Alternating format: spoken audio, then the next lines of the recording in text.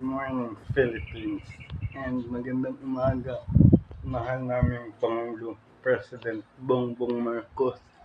Please put Sara Diskaya on the Quezon City Jail and not on the NBI Detention Center. She is not deserving the VIP treatment because of the money that she get from the government.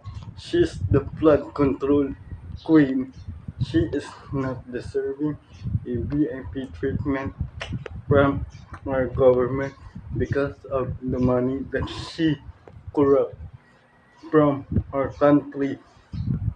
She deserves to be on a normal jail facility by the Philippine Republic.